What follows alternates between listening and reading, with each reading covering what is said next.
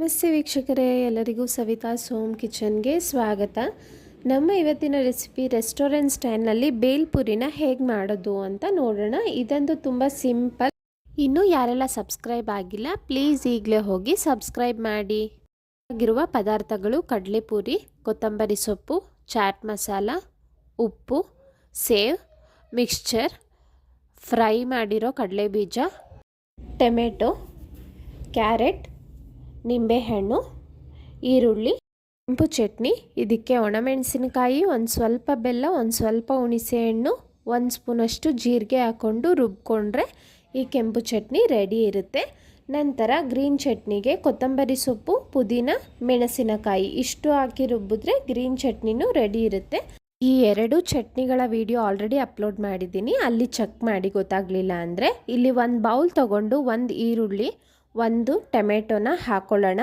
ನಂತರ ಇಟ್ಕೊಂಡಿರೋ ಅಂಥ ಕ್ಯಾರೆಟ್ನ ಸೇರಿಸ್ಕೊಳ್ಳೋಣ. ನಂತರ ನಿಮ್ಮ ಹತ್ರ ಯಾವ ಮಿಕ್ಸ್ಚರ್ ಇರುತ್ತೋ ಅದನ್ನು ಸೇರಿಸ್ಕೋಬೋದು. ಇಲ್ಲಿ ಖಾರ ಮಿಕ್ಸ್ಚರು ಹಾಗೆ ಸೇವ್ನ ಹಾಕೋತಾ ಇದ್ದೀನಿ.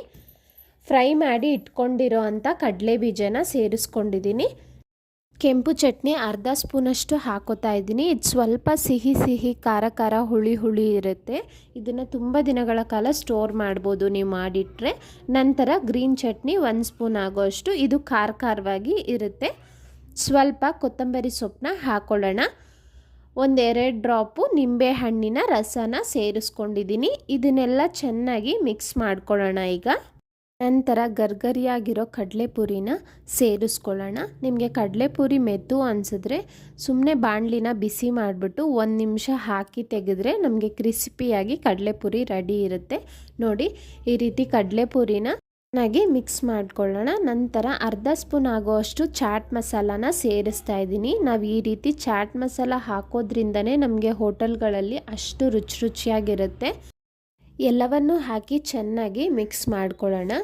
ಈ ಬೇಲ್ಪುರಿಗೆ ನಮಗೆ ಟೊಮೆಟೊ ಆಗಲಿ, ಈರುಳ್ಳಿ, ಮಿಕ್ಸ್ಚರು ಇಷ್ಟೇ ಅಳತೆಯಲ್ಲಿ ಹಾಕಬೇಕು ಅನ್ನೋ ರೀತಿ ಏನಿಲ್ಲ. ನಿಮಗೆ ಯಾವುದು ಹೆಚ್ಚಿಗೆ ಇಷ್ಟ ಆಗುತ್ತೋ ಆ ಪದಾರ್ಥನ ಹೆಚ್ಚಿಗೆ ಸೇರಿಸ್ಕೋಬೋದು. ನೋಡಿ, ನಾನಿಲ್ಲಿ ಕ್ಯಾರೆಟ್ ತುರಿನ ಸ್ವಲ್ಪ ಹೆಚ್ಚಿಗೆ ಸೇರಿಸ್ಕೊತಾ ಇದ್ದೀನಿ. ತುಂಬಾ ಚೆನ್ನಾಗಿರುತ್ತೆ. ಬೇಲ್ಪುರಿ ತಿನ್ನೋದಕ್ಕೆ ರೆಡಿ ಇದೆ. ಈಗ ಪ್ಲೇಟ್ ತೊಗೊಂಡು ನಾವು ಸರ್ವ್ ಮಾಡ್ಬೋದು. ತುಂಬ ಸಿಂಪಲ್ ಆ್ಯಂಡ್ ತುಂಬಾ ಟೇಸ್ಟಿಯಾಗಿರುತ್ತೆ. ನಮಗೆ ರೆಸ್ಟೋರೆಂಟಲ್ಲೆಲ್ಲ ಹೇಗಿರುತ್ತೋ ಅದೇ ಥರನೇ ಕಾಣ್ತಿದೆ, ಅದೇ ರುಚಿನೂ ಇರುತ್ತೆ. ನಮ್ಮ ಇವತ್ತಿನ ರೆಸಿಪಿ ನಿಮಗೆಲ್ಲ ಇಷ್ಟ ಆಗಿದರೆ ಪ್ಲೀಸ್ ಲೈಕ್ ಮಾಡಿ, ಶೇರ್ ಮಾಡಿ, ಹಾಗೆ ಸಬ್ಸ್ಕ್ರೈಬ್ ಮಾಡೋದನ್ನು ಮರಿಬೇಡಿ. Thank you.